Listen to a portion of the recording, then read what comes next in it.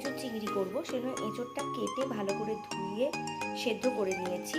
এদিকে চিংড়ি মাছটা ভেজে নিয়েছি, এদিকে আলু কাটা আছে, পেঁয়াজটা কুচিয়ে নিয়েছি, কাঁচা লঙ্কা নিয়েছি, আর এখানে নিয়েছি আদা রসুন পেস্ট কিছুটা, কাঁচা টমেটো বের করে নেবো, গাছে আছে, আর এখানে নিয়েছি চিনি, নুন আর হলুদ, আর রান্নাটা হবে সর্ষের তেল।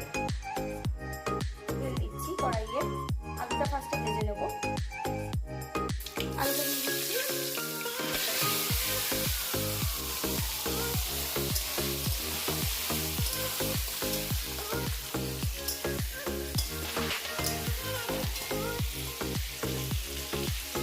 আলুটা তুলে নিচ্ছি, হয়ে গেছে ভাজা। এবারে পেঁয়াজটা ছাড়ছি।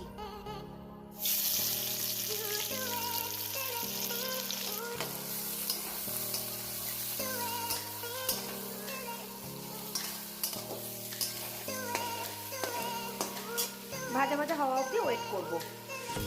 কাঁচা লঙ্কাগুলো ফাটিয়ে দিয়ে দিচ্ছি।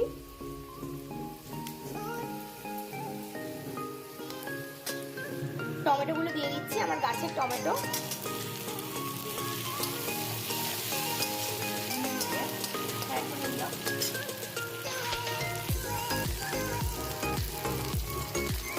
আদা রসুনটা দিয়ে দিচ্ছি এবারে, আদা রসুন পেস্ট। এবারে একসঙ্গে কষাবো।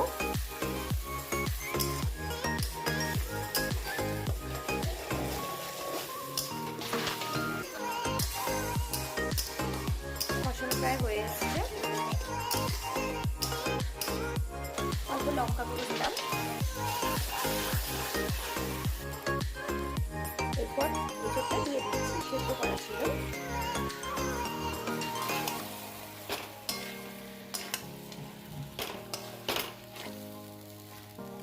এরপরে আলুটা দিয়ে দিচ্ছি।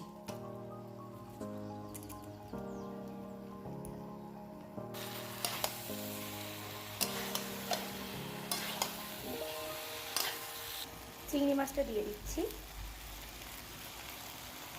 এবারে গরম মশলা গুঁড়ো দিচ্ছি, শাহি গুঁড়ো গরম মশলা।